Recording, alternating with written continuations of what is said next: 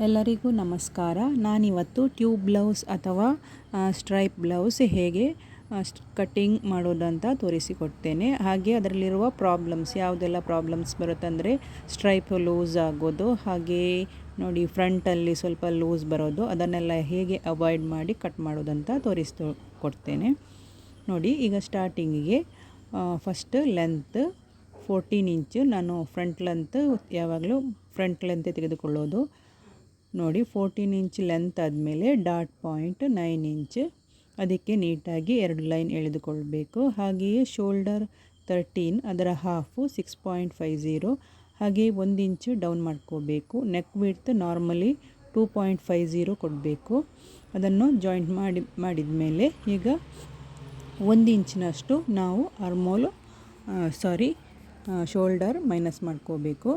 ಈಗ armhole down 6 inch, ಹಾಗೆ ಇದು ಚೆಸ್ಟ್ ಲೈನ್ ಆಗಿರುತ್ತೆ. ನಮ್ಮ ಆರ್ಮೋಲ್ ಎಷ್ಟಿದೆಯೋ ಅಷ್ಟೇ ನಾವಿಲ್ಲಿ ತೆಗೆದುಕೊಳ್ಬೇಕು. ಹಾಗೆ ಇಲ್ಲಿ ನೋಡಿ 27 ಇಂಚು ನಮ್ಮ ಚೆಸ್ಟ್, ಅದಕ್ಕೆ ಹಾಫ್ ಇಂಚ್ ಎಕ್ಸ್ಟ್ರಾ ಸೇರಿಸ್ಕೋಬೇಕು. ಅದೇ ರೀತಿ ಶೋಲ್ಡರಲ್ಲಿ ನಮಗೆ ಎಷ್ಟು ಉಳಿದಿದೆಯೋ 1 ಇಂಚ್ ತೆಗೆದ ಮೇಲೆ ಕೆಳಗೆ ಕೂಡ ಹಾಫ್ ಇಂಚ್ ಮೈನಸ್. ಈಗ ಇದು ನಾರ್ಮಲ್ ಆಗಿ ನಾನು ಪ್ರಿನ್ಸಸ್ ಕಟ್ ಹೇಗೆ ಕಟ್ ಮಾಡೋದಂತ ಮೊದಲು ತೋರಿಸ್ತೇನೆ, ಆಮೇಲೆ ಸ್ಟ್ರೈಪ್ ಹೇಗೆ ಯೂಸ್ ಮಾಡಬೇಕು ಅನ್ನೋದು ಕೂಡ ತೋರಿಸ್ತೇನೆ. ಇಲ್ಲಿ ನೋಡಿ, ಮೊದಲು ಡಾಟ್ ಪಾಯಿಂಟ್, ನಾವು ಡಾಟ್ ವಿಡ್ತ್ ಎಷ್ಟು ತೆಗೆದುಕೊಳ್ಬೇಕಂದ್ರೆ ನಮ್ಮ ಹತ್ತನೇ ಭಾಗ ಡಾಟ್ ಪಾಯಿಂಟ್ ಅಂದರೆ 2.8 ಬರುತ್ತೆ, ಅದು ತೆಗೆದುಕೊಳ್ಬಾರ್ದು. ನಾವು ಯಾವಾಗಲೂ ಡಾಟ್ ಪಾಯಿಂಟು 3/4 ಇಂಚಿಗಿಂತ ಕಡಿಮೆ ಯಾವತ್ತೂ ತೆಗೆದುಕೊಳ್ಬಾರ್ದು. ನಾನಿಲ್ಲಿ 3.2 ಡಾಟ್ ವಿಡ್ತ್ ತೆಗೆದುಕೊಂಡಿದ್ದೇನೆ, ಹಾಗೆ ಕೆಳಗೆ ಹಾಫ್ ಇಂಚ್ ಮೈನಸ್ ಮಾಡ್ಕೊಂಡಿದ್ದೇನೆ. ಇಲ್ಲಿ ನೋಡಿ, ಡಾಟ್ ವಿಡ್ತ್ ಹಾಫ್ ಇಂಚ್ನಷ್ಟು ಮಾತ್ರ, ಅದೇ ಡಾಟ್ ಲೆಂತನ್ನು ಕೂಡ ಈಕ್ವಲ್ ಮಾಡ್ಕೋಬೇಕು. ಇಲ್ಲಿ ನೋಡಿ, ಆರ್ಮೋಲ್ ಎಷ್ಟಿದೆಯೋ ಅಷ್ಟೇ ಬರಬೇಕು, ಅಂದರೆ ನನ್ನದು 15 ಇಂಚ್, ನೀಟಾಗಿ 15 ಇಂಚ್ ಸಿಗ್ತಾ ಇದೆ.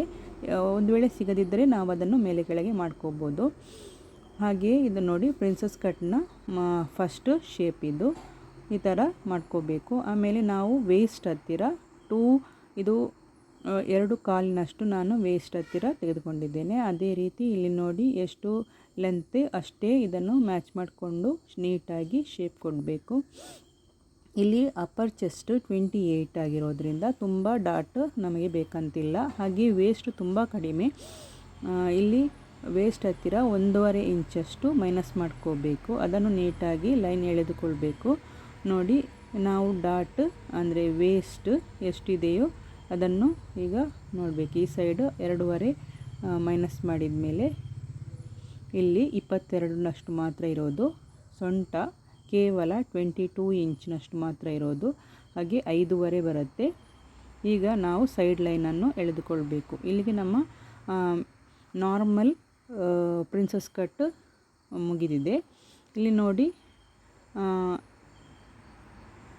ಡೀಪ್ ನಾನು 7 ಇಂಚ್ ತೆಗೆದುಕೊಳ್ತೇನೆ. ಅವರು 7 ಇಂಚ್ ಕಸ್ಟಮರ್ ಬೇಕಂತ ಹೇಳಿದ್ದಾರೆ. ಅದೇ ರೀತಿ ಇದು ಸ್ಟ್ರೈಪಿಗೆ ಹೋಗುವ ಜಾಗ. ನೋಡಿ, ಈ ಥರ ನಾವು ಸ್ಟ್ರೈಪಿಗೆ ಇನ್ನೂ ಹಾಫ್ ಇಂಚ್ ಆರ್ಮೋಲ್ ಹತ್ತಿರ ಡೌನ್ ಮಾಡ್ಕೋಬೇಕು. ನೋಡಿ, ಇದು 1 ಟಕ್ ಬ್ಲೌಸ್ ಆಗುತ್ತೆ. ಇಲ್ಲಿ ನಾವು ಪ್ರಿನ್ಸಸ್ ಕಟ್ಟನ್ನು ಅಂದರೆ ಆರ್ಮೋಲ್ ಹತ್ತಿರ ಇರುವ ಟಕ್ಕನ್ನು ಕ್ಲೋಸ್ ಮಾಡಿ ಮತ್ತೆ ಶೇಪ್ ಕೊಡ್ತೇವೆ. ಇದು ಸ್ಟ್ರೈಪ್. ಈ ಸ್ಟ್ರೈಪನ್ನು ನಾವು ಮಿಸ್ ಮಾಡ್ಕೋಬಾರ್ದು. ಕಟ್ ಮಾಡುವಾಗ ಅದನ್ನು ತೆಗೆದಿಟ್ಕೊಳ್ಬೇಕು. ಇದು ನಮಗೆ ಅಳತೆಗೆ ಯೂಸ್ ಆಗುತ್ತೆ.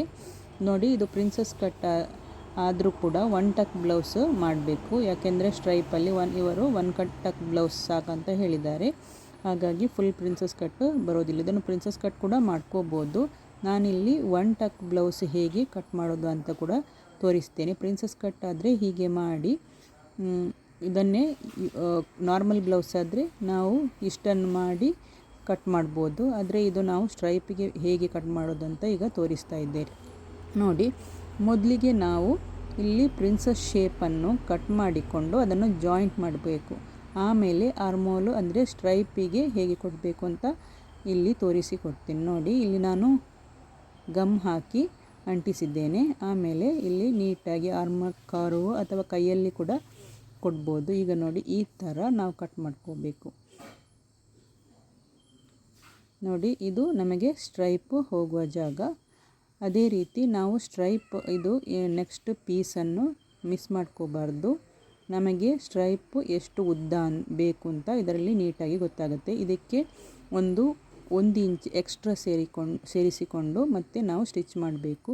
ಅದು ಯಾವ ರೀತಿ ಮಾಡೋದು ಕೂಡ ಹೇಳ್ತೀನಿ ನೋಡಿ. ಫ್ರಂಟಲ್ಲಿ ಸ್ವಲ್ಪ ಲೂಸ್ ಬಂದಾಗೆ ಆದರೆ ನಾವು ಈ ಥರ ಮೈನಸ್ ಮಾಡ್ಕೋಬೇಕು.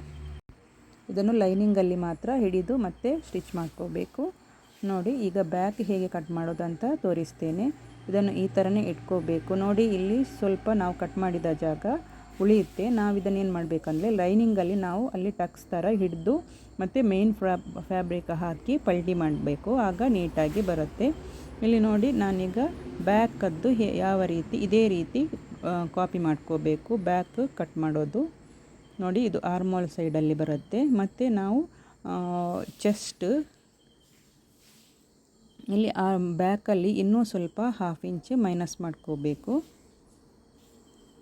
ನೋಡಿ ಇದೇ ಥರ ನೋಡಿ. ನಾನು ಬ್ಯಾಕಲ್ಲಿ ಬ್ಯಾಕ್ ಪಾರ್ಟಿಗೆ ಕಟ್ ಮಾಡೋದು, ಫ್ರಂಟ್ ಪಾರ್ಟನ್ನು ಇಟ್ಟು ಬ್ಯಾಕ್ ಮಾಡ್ತಾ ಇದ್ದೇನೆ.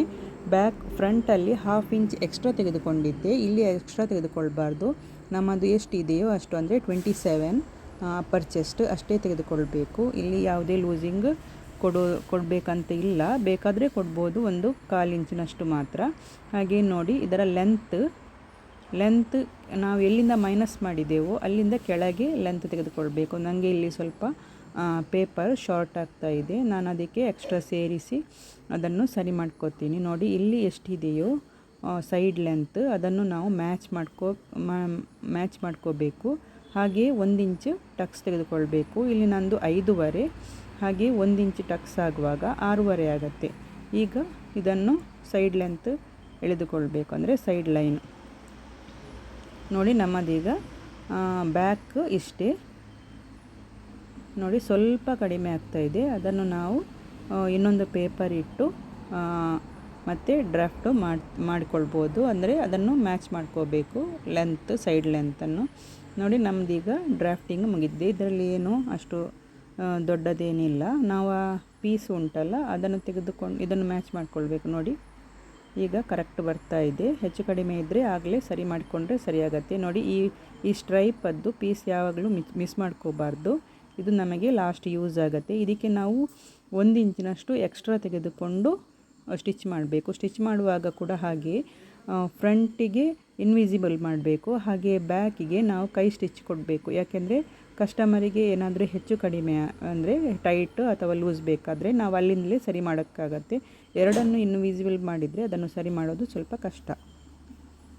ನಾವು ಯಾವುದೇ ಬ್ಲೌಸ್ ಅಥವಾ ಡ್ರೆಸ್ ಸ್ಟಿಚ್ ಮಾಡುವಾಗ ಕಸ್ಟಮರಿಗೆ ಏನಾದರೂ ಹೆಚ್ಚು ಕಡಿಮೆ ಅಂದರೆ ಲೂಸು ಟೈಟು ಬೇಕಾದರೆ ಅಥವಾ ಬೇರೆ ಏನಾದರೂ ಪ್ರಾಬ್ಲಮ್ಸ್ ಬೇಕಾದರೆ ಅದಕ್ಕೆ ನಾವು ಸೊಲ್ಯೂಷನ್ ಕೂಡ ಇಟ್ಟಿರಬೇಕು.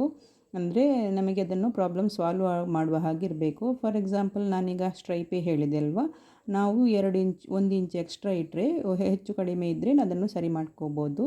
ನಾನೀಗ ನೋಡಿ ಬಟ್ಟೆಯಲ್ಲಿ ಹೇಗೆ ಕಟ್ ಮಾಡೋದಂತ ನೋಡುವ.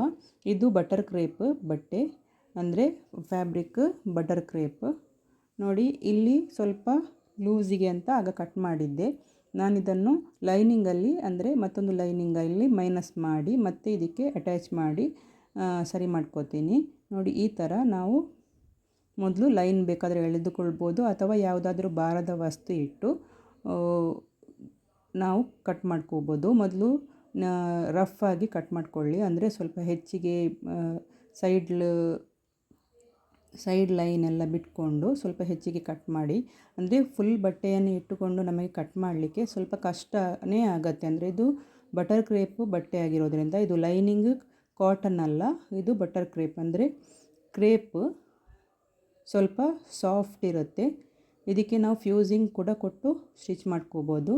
ನಾನಿಲ್ಲಿ ಫ್ಯೂಸಿಂಗ್ ಕೊಟ್ಟು ಸ್ಟಿಚ್ ಮಾಡ್ತಾ ಇಲ್ಲ. ಬಟರ್ ಕ್ರೇಪ್ ಈ ಬಟ್ಟೆಯನ್ನೇ 2 ಡಬಲ್ ಲೈನಿಂಗ್ ಯೂಸ್ ಮಾಡಿ ಕಟ್ ಮಾಡ್ತಾ ಇದ್ದೇನೆ.